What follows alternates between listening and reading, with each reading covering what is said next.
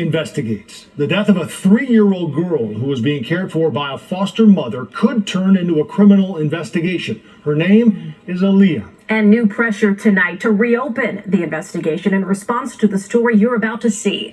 Here's Dave Savini with the CBS 2 investigation into what happened to Aaliyah.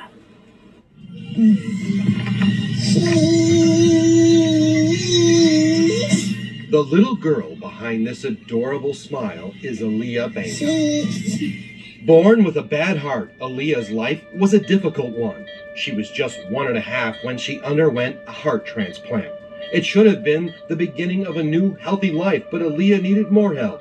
Her biological mom couldn't care for her, and her mom asked DCFS to find her a safe home. Aaliyah came to me as a baby when she was 1. DCFS gave custody of Aaliyah to this foster mother, Karen Castleberry. And I kind of fell in love with her. She was a bubbly, smiling little girl. She had been through so much.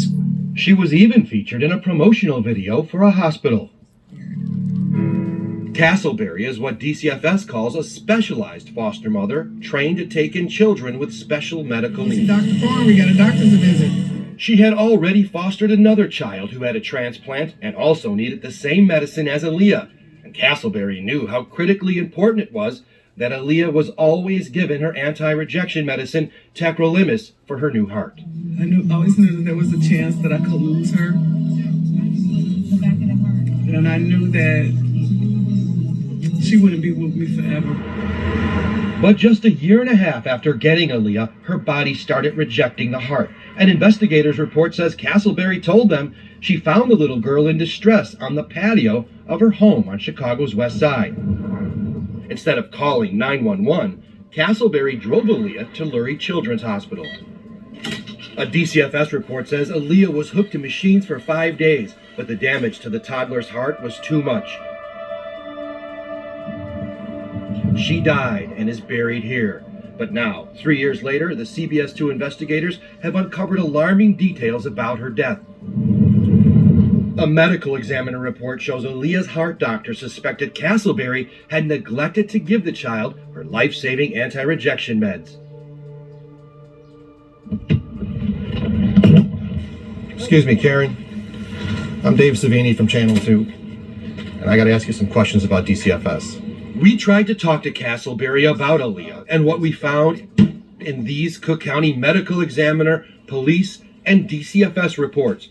Piecing together these documents, we found Aaliyah's cardiologist was alarmed when she reviewed Aaliyah's blood work and saw a very low level of anti-rejection medication.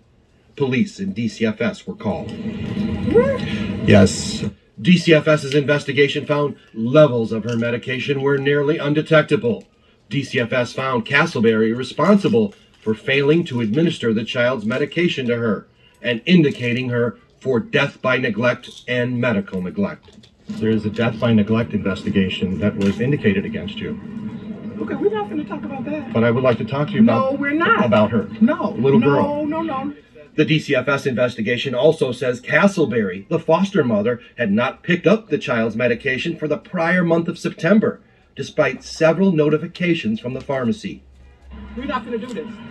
We're not going to do this. No. Not going to talk about it? No. Did you appeal it? She did not appeal the findings and surrendered her foster care license, but our investigation raises questions about whether Castleberry should have even had a foster license at the time of Aaliyah's death in October of 2020. In 2017, Castleberry was charged with domestic battery for beating and injuring a different child, a 10-year-old girl with a belt. This Chicago police arrest report details the girl's wounds, a black eye, and multiple linear and buckle marks on her back. Another police report says Castleberry admitted she struck the victim several times with the belt because the child lied about attending violin classes. Can we talk about the arrest with the domestic involving the older girl? DCFS investigated Castleberry for that 10-year-old's alleged abuse under a classification DCFS calls cuts, bruises, welts, abrasions, and oral injuries. Despite Castleberry's arrest and the child's bruises, DCFS closed the investigation and classified it as unfounded. The police report says that this mother beat the girl with a belt buckle on her face and gave her a black eye. And on her back? Yeah, and on her back as well. Charles Goldberg is the Cook County Public Guardian. We asked him to review the abuse and neglect files involving Castleberry. It's sad for the children in this person's care. What was your reaction when you read that police report about the belt beating? Did they take this information and do a thorough, proper risk assessment to see whether there should still be foster children in this home? So this raises a lot of very serious red flags. And there was another red flag, another case involving Castleberry's treatment of Aaliyah. 7 months before Aaliyah died, then just 2.5 years old, she had to be hospitalized for the flu. This DCFS record says Castleberry just left the toddler there, all alone, for 3 days in the hospital. There was an attempt to remove Castleberry as Aaliyah's foster mother. A notice of removal was issued, but Castleberry appealed. DCFS allowed her to keep parenting Aaliyah. With everything that had happened in this home and all these red flags and everything prior, there are a lot of red flags to say the least. We've spent years investigating DCFS and obtained this abuse and neglect data dating back to 2016. By analyzing it, we found a pattern. When a foster parent is accused of abuse or neglect, the allegations go unfounded 9 times out of 10. It was in this data where we found Castleberry and learned of Aaliyah's death. This is a case that was buried in their records, that we wouldn't have known about had we not done the data investigation. Does this make you wonder how many more are out there? Oh, of course. Absolutely. It says you didn't give her medicine. That's not true. Back in 2020, when Aaliyah died, Chicago police also opened an investigation into her death. But what happened to that investigation is unclear, except that it was closed. There were no criminal charges. And not picking up a medicine from a pharmacy for over a month would be critical. Yeah. That would be medical neglect. Absolutely. I have the death investigation right here. Now, after our investigation, DCFS is requesting Chicago police reopen a criminal case into what happened to Aaliyah Banka.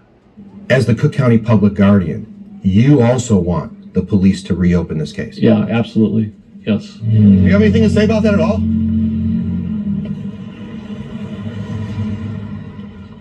According to an investigator's report, Castleberry denied failing to give Aaliyah her medicine. Now to Castleberry's 2017 domestic battery charge involving the other child. Court records show a motion to, quote, present proof of anger management. Then the charge was dropped. DCFS says it will assist the Chicago Police Department if it reopens Aaliyah's death case. We will stay on it. Dave Savini, CBS 2 Investigators.